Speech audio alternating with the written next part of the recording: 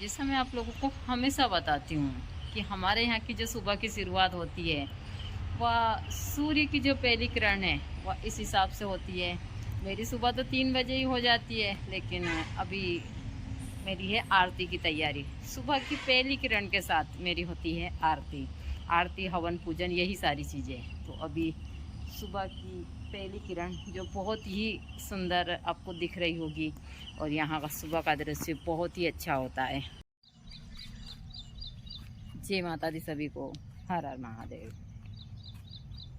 अभी है सुबह का समय और मैं कर रही हूँ रनिंग। थोड़ी देर घूमती हूँ मैं सुबह, जैसा मैं हमेशा बोलती हूँ कि मुझे जब भी टाइम मिलता है सुबह में थोड़ी देर तालाब के ऊपर घूम लेती हूँ। लेकिन इसी के साथ साथ एक विशेष जड़ी बूटी की आज मैं आप लोगों को जानकारी दूंगी। उसका इस्तेमाल कर कर आप भूत प्रेत बाधा वाले व्यक्ति को मुक्त कर सकते हैं। मैंने देखा है जहाँ पर प्रेत बाधा होती है वहाँ पर लोगों को बहुत दिक्कत आती है और उनका जीवन एकदम नर्क के समान हो जाता है। तो मैं चाहती हूँ कि आप लोग इन छोटे छोटे तरीक़ों से अपने जीवन को सुखी बना सकते हैं। तो आज पूरे ब्लॉग में बने रहिए। और यह हमारे यहाँ का सुबह का दृश्य है जो बहुत ही अच्छा है। सुबह आप देख सकते हैं यहाँ सुंदर सुंदर फूल खिले हैं, और हमारा एक जो यह फूल है इसमें कितने प्रकार के फूल खिले हैं, 2-3 प्रकार के, और बड़े ही सुंदर है। यहाँ इसलिए ऐसे हो गए कि यहाँ लाल और दोनों के उसमें रहने से, जिसको कहते हैं उस सारी चीज़ें, तो एक ही पौधे में 2 प्रकार के फूल खिले हैं, जो लाल है और सारी चीज़ें जो बहुत ही सुंदर लग रहे हैं। तो यहाँ सुबह का समय है जो हमारे यहाँ का इस प्रकार से होता है।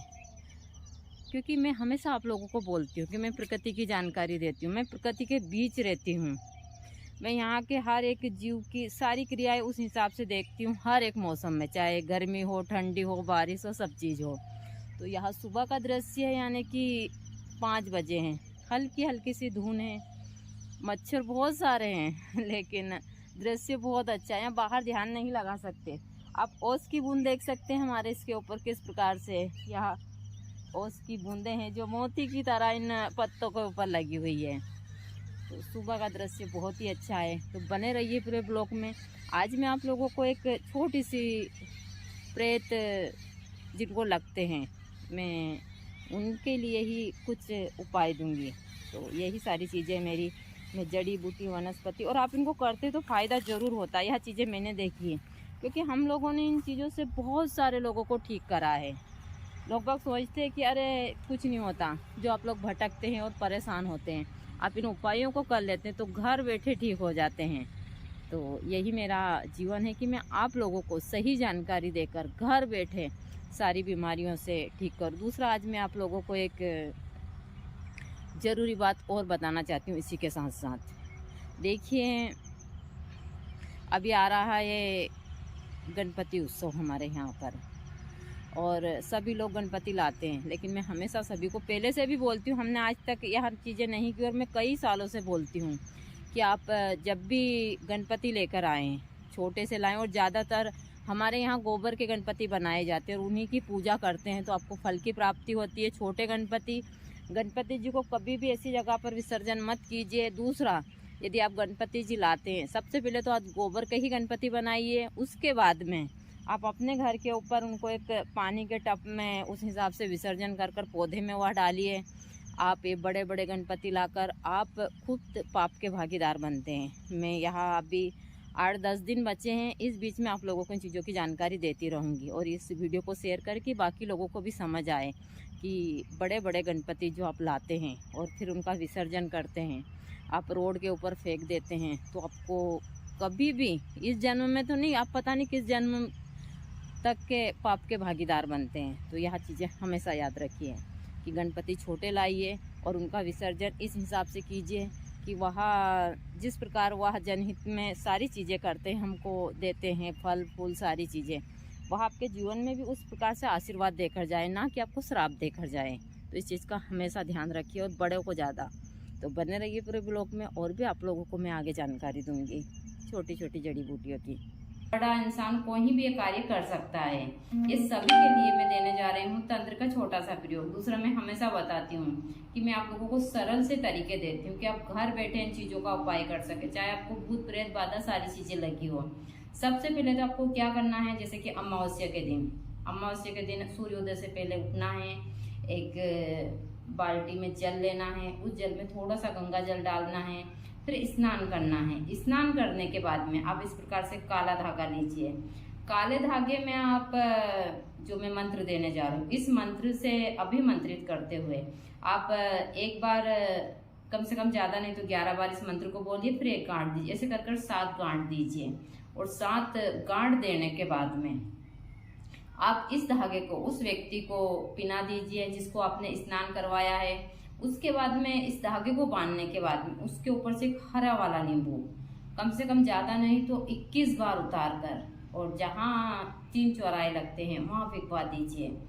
उसके बाद में आपको कंटिन्यू उसको इसी मंत्र से आपको अभिमंत्रित कर कर इस धागे को बांधना है। दूसरा, कम से कम एक गांठ देते समय 7 बार उस मंत्र को बोलना है, जैसे मैं अभी मंत्र बोल रही हूँ। ओम ऐं ह्रीं क्लीं चामुंडाय विच्चे नमः। इसे 7 बार बोलना है, फिर गांठ देनी है। ओम ऐं ह्रीं क्लीं चामुंडाय विच्चे नमः, फिर एक गांठ देनी है। इस मंत्र को बोलते हुए आपको इस काले धागे में 7 गांठ बांध लेनी है। गांठ बांधने के बाद में उस व्यक्ति को धारण करवा देना है स्नान कर कर गंगा जल से, और यह कार्य अमावस्या के दिन करना है सूर्योदय से पहले। फिर इसी मंत्र से कंटिन्यू आपको कम से कम ज्यादा नहीं तो 108 बार आप इस प्रकार का जल का लोटा लीजिए, तांबा का ले सकते हैं, इस प्रकार जो आपके घर में हो, और इसमें तुलसी पत्र डालिए 2.5 पत्ते, और इसी मंत्र से 108 बार अभिमंत्रित कर कर वह पानी उस इंसान को आप अमावस्या से कम से कम ज्यादा नहीं तो पूर्णिमा तक वह पानी पिलाइए। चाहे कैसी भी प्रेत बाधा क्यों ना हो, उस व्यक्ति के शरीर से निकल जाएगी। मंत्र एक बार और बोल देती हूँ। मंत्र है ओम ऐं ह्रीं क्लीं चामुंडाय विच्चे नमः। ये माँ काली का एक इतना पावरफुल मंत्र है। यदि आपने इस मंत्र को 1.25 लाख बार सिद्ध भी कर लिया तो यह मंत्र आपके जीवन से हर एक उस हिसाब की परेशानियों को दूर कर देता है। मैं हमेशा बताती हूँ, लेकिन बहुत सारी चीज़ें जो जीवन में होती है वह तो होती ही है, लेकिन हम इन छोटी छोटी चीज़ों को घर बैठे कर सकते हैं। तो आप कम से कम ज़्यादा नहीं तो अमावस्या से तो पूर्णिमा तक इसमें तुलसी पत्र डालकर एक लोटे में, और इस लोटे को 108 बार अभिमंत्रित कर कर इसी मंत्र से, और आप उस व्यक्ति को पानी पिलाइए। दूसरा, ये काला धागा भी उसको इस हिसाब से पहनाइए। जब तक यह काला धागा उसके शरीर में रहेगी, भूत प्रेत बाधा सारी चीज़ें उससे दूर रहेगी। और आपको कोई भी चीज़ के बारे में मुझसे पूछना है तो मुझे बेझिझक फ़ोन कर सकते हैं आप। सुबह 4 बजे से तो सुबह 11 बजे से तो 4 बजे तक मुझे बेझिझक आप लोग फ़ोन कर सकते हैं। मुझसे जो हेल्प होती है मैं ज़रूर करती हूँ। मैं किसी भी चीज़ को घुमा फिरा कर नहीं देती हूँ, मैं सीधी तरीके से देती हूँ। मैं बहुत सारी वनस्पतियाँ देती हूँ जिनको भी आप कर कर और अपने जीवन को सुखी बना सकते हैं। तो यह प्रयोग कर कर जरूर देखिएगा। जो वनस्पतियाँ मैं देती हूँ इनको इन्हीं मंत्र से सिद्ध कर कर यदि आप ताबीज में धारण करवाते हैं अच्छे दिन, जैसे कि रवि पुष्प नक्षत्र हुआ या फिर गुरु पुष्प नक्षत्र हुआ, अमावस्या हुई, नवरात्रि हुई, इन चीज़ों में इनको सिद्ध कर कर आप बच्चों को सबको धारण करवाते हैं, वनस्पतियों को भी। तो चमत्कारी प्रभाव दिखाते हैं। जो भी लोग सारी चीज़ें करते हैं इसी हिसाब से करते हैं, कोई अलग से चीज़ें नहीं आती है। मैं आप लोगों को सीधे सीधे चीज़ें देती हूँ, तो आप लोग कर कर जरूर देखिए। मैं आप लोगों को कहती हूँ आपने सही तरीके से करा तो आपके सारे कार्य हो जाते हैं, क्योंकि यह काम मैंने 15 साल किया है। भूत प्रेत नज़र टोना टोनका सारी चीज़ें, तो वही चीज़ें मैं आप लोगों को दे रही हूँ। और हमेशा पूरा ब्लॉग देखिए, देखने के बाद में इसको लाइक कीजिए। यदि यूट्यूब पर के ऊपर है तो आप वहाँ पर भी इसको सारी चीज़ें उस हिसाब से कर कर, ताकि मैं आगे भी आप लोगों को ऐसी ही चीज़ देती रहूँ। जय माता दी सभी को। हर हर महादेव।